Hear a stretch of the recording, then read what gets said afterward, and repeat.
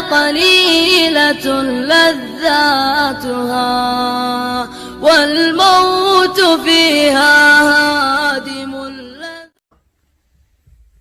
از ویروس میترسیم، از الله نمیترسیم.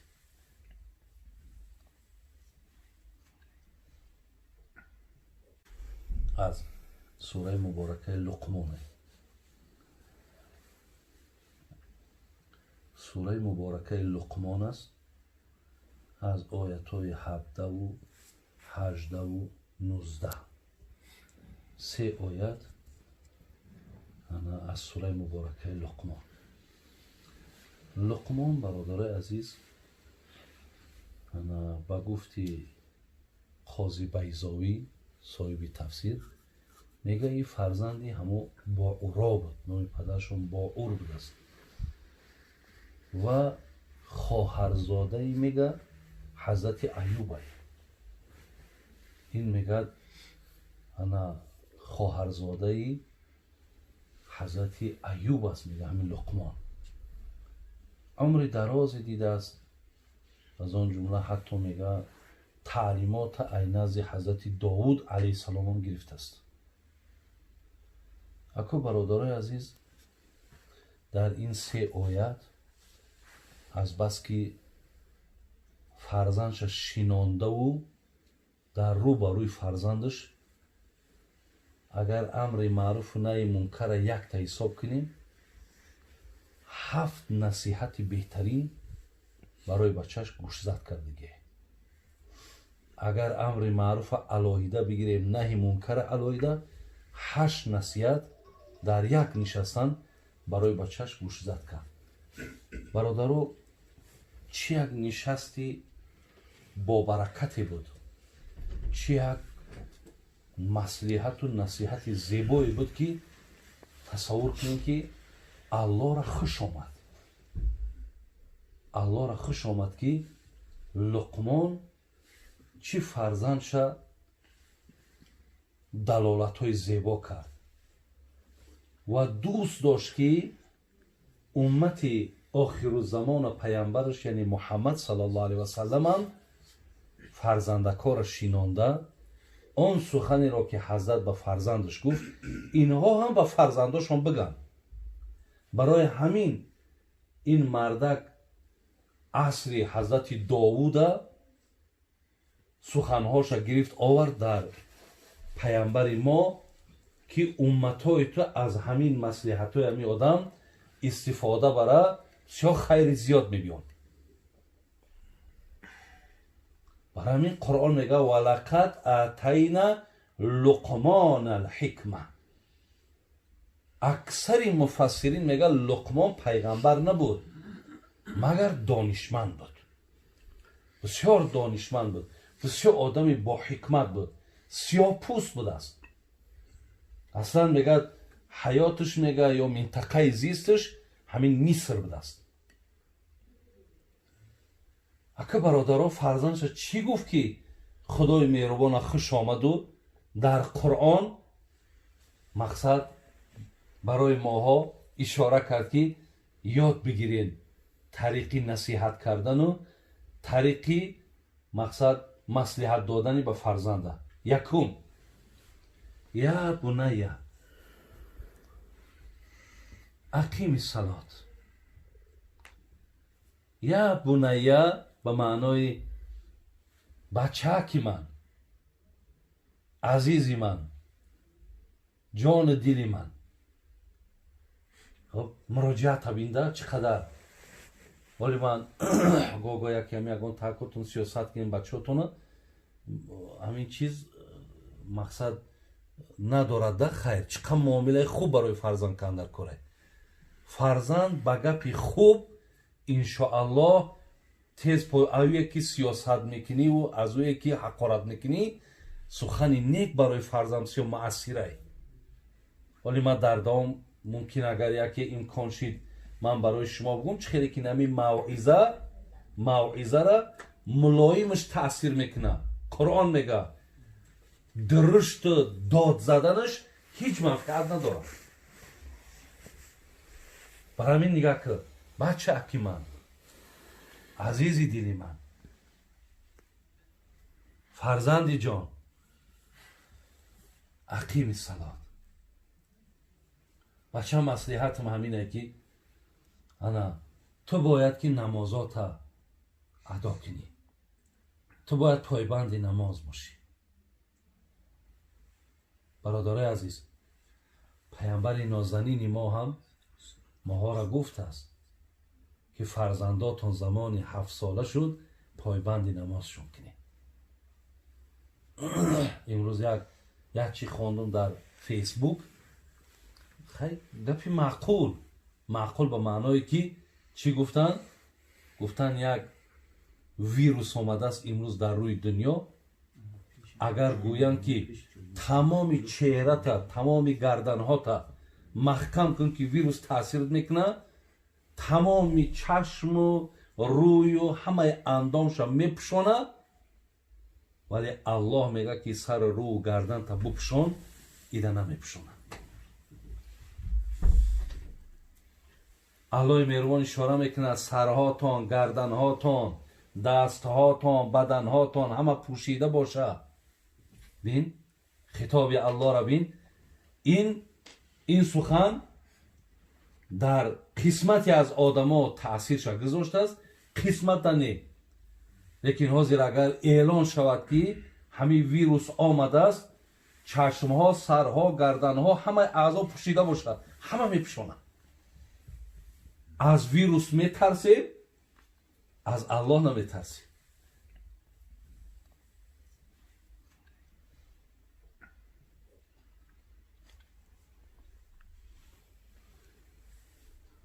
میگه گو بچه حکم گفت نمازات بخوان.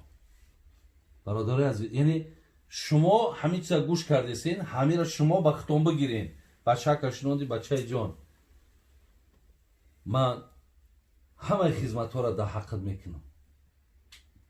بچه جان تو یک امانتی، الله مهربان همچه امانت در دستی من دادگیه. تو میوه دل مایی، ما در هر یک تاری موی تو میلرزم. تو را قرآن میوه دل گفته. برای همین میوه دل من که باشی، من که تو را که دوست دارم، من میره ایروی دوست داریم برای تو گفته ایستم بچه که نمازات بخوان. من نمیخوام که تو اگر نمازات نخوانی الله مهربان بالات قهر کنه، بالات غضب کنه. من ایره هیچ وقت طاقت ندارم که غضب خدا، قهر خدا بالای بچه من باشه. من میخوام که الله مهربان تو را شامل رحمتش کنه. من میخوام که الله مهربان تو را دوست بداره. زمانی رکوع میکنی، زمانی سجده میکنی. بچه جا نمازات بخوان. خدا رحمت کنه عبدالقادر بیدیله میگفت نقش معکوسی نگین از سجده می آید درست. معنا را بینید، نقش معکوسی نگین از سجده می آید درست. سرنوشت واژگون را راست می سازد نماز. بیدیل میگه همو انگشتری دارین، بعد انگشتری هاتون میگه در همو بینکش یا نگین داره. بعد در نگین وقتش ده همی مهر پیچتا در همونجا بود. چیزی که در همون دارن تا نویساندگی شرکت نویسانده، نامتا نویسانده، هر چی هسته. میگه اگر تا همی سجده نکنه داخلی ای را ما نمیفهمیم در داخلی چیه. وقتی سجده کرد یعنی وقتی که گذاشت شد در بالای همون کاغذ، در درون همین چیه در همونجا پیدا میشه. مقصد تا تو سجده تا بر زمین نمانی، من نمیدانم که تو مسلمانی یا چیزی دیگری. وقتی سر تا که گذاشتی و الله مهربان اونها را خداوند با توفیل نماز لغزشات همه شایز نامه اعمال دور میکنن. ولی حدیث داریم الصلاة الى الصلاة و الجمعة الى الجمعة مکفرات ما بینهن اذا اجتنبت الکبائر. پیامبر میگه ای نماز تا نماز، ای جمعه تا جمعه مغفرت گناه میشود اگر تو دیده و دانسته گناه نکنی. من از پیشین تا عصر یگان لغزش کردم، کمبود کردم، خطا کردم. عصر خواندم ما بینش نابود میکنم. این بزرگی نمازوی، این فضل نمازوی برادر. این حضرت لقمان بیهوده بچه‌کش نگفتی سای بچه جانم نماز تا بخوان، تا همین برکت ها را همین خیرها را باید بیاور در برابر بچه‌کم. دخترک ما میشنونم دختر جانم نامی آیشه را شنیدی؟ نام فاطمه را شنیدی؟ برای چی مردم آیشه میمانند فاطمه میمانند؟ برای چی ناماشون آسیه میمانند؟ بچه‌م اینها میدونی که خدمتی در دین کردن یا آبرو را ای نماز یافتند، آبرو را از حیا یافتند، آبرو را ای چادر اسلامی یافتند. برای این بچه‌م بخوای که رنگ میون نامدار شای، انا همین سرکت در سجده بمان، الله مهربان اطاعت عبادت کن. برادر باز میگم با سخن ملایم در خدامون هسته، میگه سخن نرم ما را از سوراخیش بیرون میکنه. اینا بینید مقصد سخن نرم بسیار بسیار بسیار نفعش و فایدهش بی‌نهایت کلانه. خواجه حافظ میگفت هر آن کس که در این حلقه نیست زنده به عشق. اگر کسی را میبینی که مسلمانی، مسلمانو نماز میخونی؟ نه نمیخونم. میگه کسی را میبینی که نام مسلمانی داره و نماز نداره، هر آن کس که در این حلقه نیست زنده به عشق، با اون نمورده به فتوای من نماز کنید. در همین زندگیش جنازه شب بخوانید است. در همین زندگی مقصد 4 تکبیر صلات جنازه را بالاش بخوان که آدمی که دنیا را اگر نماز نخونه و ترک نه برای بسیار هلاکت و فلاکت های بسیار. برای همین میگه که نماز جنازه همین دنیا را بخوان. ما حدیث های پیامبر نازنین ما داره. هر یک سخنی که میگم برادرها ادرس هم میگم، راویش هم میگم، هر یک سخنی میگم انشاءالله من برای این سخنان پیش خداوندم جواب میگم که یگان حرفم یگان سخنم مقصد به دلیل به حجت نیست. پیامبر نازنین میگه اولو ما یحاسب به العبد من عمل الصلاه. میدونی میگه اولین حساب بنده روز قیامت چی سر میشه؟ تصور که وقتی راستمون میکنن 4 کتاب میگه که روز محشر که جان گداز بود اولین پرسش از نماز بود. پس مکن در نمازها تقصیر تا در آن روز باشد توفیر. بچه هم در خوردن کمبودی بکن، در کار و بار دیرم شود میلش. خب در زندگی هم در هر دوادم زندگی اگر هرچی قفامانی قفامان، یکی در نماز قفا نمان. در نماز بچه قفا نمان. اولین حسابی را که الله روز قیامت میکرده است ای نماز بوده است. نمازات ادا کردی یا نکردی؟ این سؤاله برادر عزیز. همین صوفی علیه میگه تو که عبدی من که معبودم. وقتی میگه که مقصد نه خدای مهربان نکردیم خیر که مقصد مشغولیت ها بود، کارا بسیار بود، خوش نبود، چیزی باشد در اوج حقیقت چه میگویی؟ نکردم. همین خیلی فکرام هم بود که خیلی همین دل تازه و پاک باشه میشوه. شرط نیست که نماز بخونی. تو که عبدی من که معبودم. میگه خدا با بنده هم میگفته است تو بنده بودی ها، من معبودی تو بودم، خالقت بودم. امر و نهی که بر تو فرمودم، تو چرا برخلاف این کردی؟ نفع خود را چرا زیان کردی؟ حد خود را چرا ندانستی در محلی که میتوانستی؟ خدا میگه من خالقت بودم، تو بنده من بودی، امرها و فرمایش های مرا میدانستی، چرا اینها را انجام ندادی؟ چرا؟ تو که میدانستی تو بنده ای، تو پگا میبری، تو پیش من میای، تو با در نزد من سوال و جواب میشه، همه را میدونیستی که چرا نکردی؟ بعد حضرت صوفی علیه چی میگه؟ غیر شرمندگی چروی جواب، وای آن دم به جان قطره آب. آه شرمنده شدی میگه، آه خجالت شدی، آه گردنت خم شدی، وای به حالت که بعد این سوال جواب ندادن حال تو چی میشه؟ برادر عزیز بسیاری وقت در این مسئله بی پروایی، بی اهمیت، نمازامون ترکم که شود، مقصد کار و بارمون کار و بار خوب نکنه. برای یک کار و بار خوب نکردن، برای 4 تنگه به دست آمدن ایسری فرمان الله مهربان میگذاریم. به خدا باور کنید از ایده خطر کلان نیست، از ایده خطر کلان، ایده گناه بزرگ نیست. میگه یک نفر سیاپوس بود، میگه پیش پیامبر آمد. تصور کنید یکم آدمی که مسلمان میشه، ولی وقتی اومد میگه پیش حضرت همیخیل، گفت من میخواهم مسلمان شم. گفت بگو اشهد ان لا اله الا الله اشهد ان محمدا عبده و رسوله. میگه این مردک گفت، بعد از آن گفت که حضرت سوال دارم. گفت چی سوال داری؟ گفت تا خیلی پیشترکو دوره جاهلیت من گناه های بسیار کردم، اونها بخشیده شدن.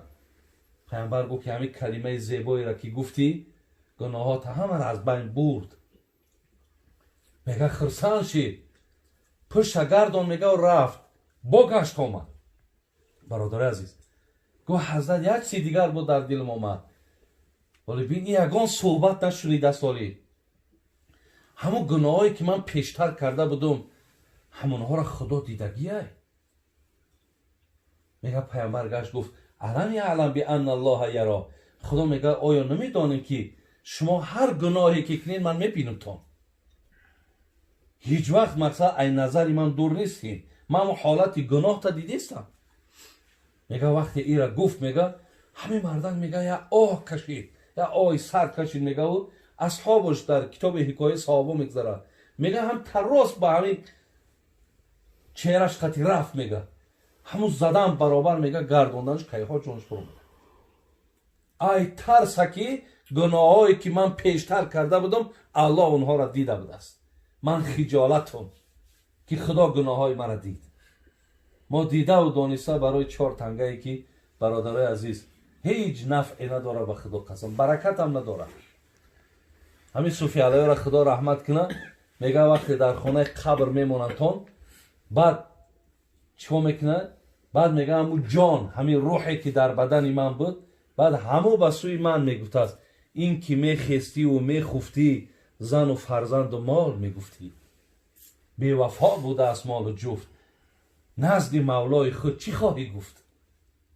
اکا آمدی به جاشه، اینجا اکا مورد سوال قرار میگیری برای زن، برای فرزند، برای زندگی.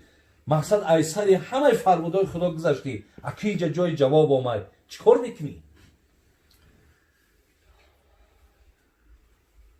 برادر عزیز و گرامی، حضرت لقمان بچه‌اش مصلحت دادیسه، بچه‌م نمازات بخوان، نمازات بخوان بچه‌م.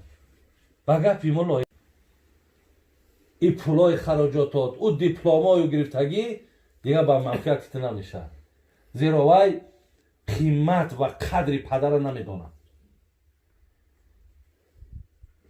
برای آن که او ما را حرمت کنه برادر عزیز، در او باید قلبک شده حکومت الهی را گذاشتن در کار. انا و حالت در من دور آمدم پیش میخیزم، 6 تا میدوا پشتکم در تکسری میمونه، های نیترزی خدمت میکنه، دستام آب میگیره. لیکن اگر نکردم و دیدم که هیچ قدر قیمت در آمدم، تلویزیونم اونجا پاش دراز کشیدگی کی بدونه که پدر ما در آمد، او را هیچی نگو، میتونی سرتا در دیوار بذار که حیف بر من که وقتش مهنت نکردم، خدمت نکردم. پیامبر نازنین میگه ما نحل والد ولدن من نحلین افضل من ادب حسن. حضرت علی میگه میدونیم بهترین تحفه برای فرزند چیه؟ برادرای عزیز، حاضر امیرات دل خواه مردم ها بپرس بهترین تحفه برای فرزند چیه؟ میگه اینم یگان ماشین 2020 یا یگان خانه که میگه مثال همی فسان باشه یا مقصد زن. خلاص فکر مردم ده همینه بهترین تحفه. پیامبر گفتن نه، بهترین تحفه برای فرزند افضل من ادب حسن، فرزند آداب هدیه کردن، فرزندی دارای اخلاق حمیده کردن. برادرای عزیز وقتی بچه را با آداب تربیت میکنی با خدا قسم، ولی کسی بچه بی ادب داری با ادب ندیده نمیفهمی با ادب چیه. اگر با ادب ببینی و خودت ننگ ناموس داشته باشی میگوی حیف بر من که من هیچ فرزند نداشتم. فرزندی با ادب ببین راحت میکنی. فرزندی با ادب در برابر پدر و مادر خانوادگی ببین بعد لذت میبری. شیخ سعدی میگو زنان باردار ای مردی هوشیار اگر نزد ولادت مار زاید. در همین یکم سویتسکی آوازه شد که از زنک مار تولد کرد فرزندی. شیخ سعدی چی میگه؟ زنان باردار ای مردی هوشیار اگر نزد ولادت مار زاید، از اون بهتر به نزدیک خیرتمند که فرزندانی ناهموار زاید. نزد ما دانشمندان میگه خوب همون ماره ایوه که یک صغیره مثال به توفیقی به تربیه‌ای دارای اخلاقهای رذیله او را به دنیا میاره ایوه یک مار بهتر. برای برادر عزیز این سخن لقمانه شما هر کدام تان میتونین که چیکار کنین؟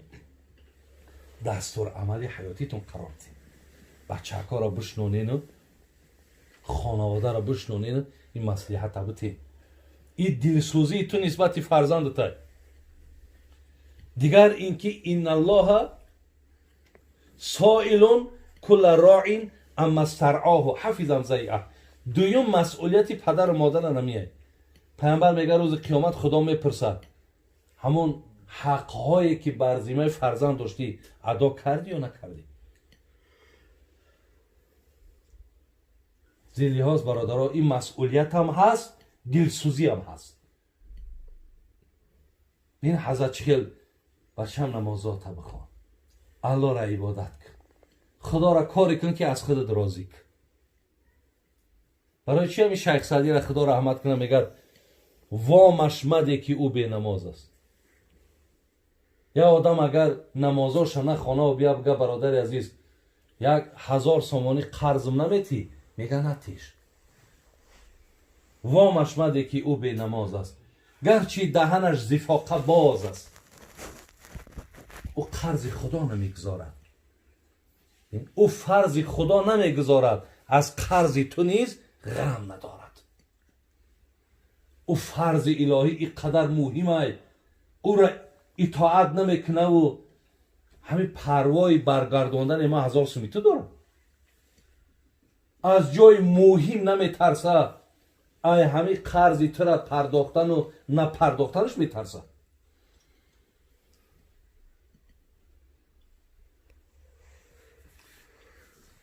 خواجه حافظ چی میگن؟ شیطان که رانده گشت و جز یک خطا نکرد. برای چی شیطان رانده شد؟ خطا کرد، گو آدم از سجده که نکرد. شیطان که رانده گشت و جز یک خطا نکرد، خود را برای سجده آدم رضا نکرد. شیطان 1000 مرتبه بهتر ز بی نماز، او سجده بر آدم و این بر خدا نکرد. شیطان میگه حتی از او بالاتره، زیرا شیطان آدم رضا نشی سجده کنه، لیکن این انسان الله را راضی نیست که سجده کنه. کامش میگه بدتره. البته انسانی که سجده نمیکنه وای بدتره. برای میگه در کدام خانه ای که نماز میخونده تمامی همه اشیای خانواده میگه در حق همون نمازخوان میگه طلب مغفرت میکنه. وقتی میگه یک نمازخوان دنیا میگذره، همون جایهایی که نماز میخونده است همون جایها میگه به سوی الله ناله میکرده. خدایا همیرا مقصد از بالای من برداشتی. این شخصی بود که سبحان ربی العظیم میگفت، سبحان ربی الاعلا میگفت. ولی انسانی که در بالاش قدم میزنه و سجدهش نمیکنه، میگه دایم زمین به سوی الله گریه میکنه که خدایا امکان باشه بر وقت ترک بردار همیرا، که ما از این مقصد بسیار خسته و ملالیم. برای همین برادر یکم مصلحتی که از 8 نصیحتی که لقمان بر بچهش کرد یکم هم میبود، نمازاتانه بچه‌ام بخوان گفت. انشاءالله اکو خیلی برای اینها رو من مفصل بیان کردن، برای اینها در ذهنهای شما ایستادن انچه وقتهای زیاد در کن که مثال حضرت ای مصلحتاش دواماش چی بود. ولی از بس که اکو انشاءالله همیش به فکر میکنم کم کمک کفایت میکنه، به خاطر چی است که عزیزان میگه شهد اگر چی نفعی بیگران دارد چون از آن پرخوری زیان دارد. همین اصل بسیار فایده کلان دارد، بسیارش باید زلالت میکنه. یکی برای انشاءالله همین چیز شما همین نظام در خانهاتون جاری کردن. محمد صاحب ایرانی میگوید نقطه بس است اگر شعور است ورنه چو چراغ پیشی کور است. برای آدمی با فهم یک اشاره بسه، آدمی نفهمه رنگ چراغ در پیش آدمی کور برده موندنه. برای همین شما حاضر یک مصلحتی که حضرت بچه‌ش داد که بسیار در حیات ما مهمه، برادران همین را باید که ما و شما عملی کنیم. خداوند بازم تنی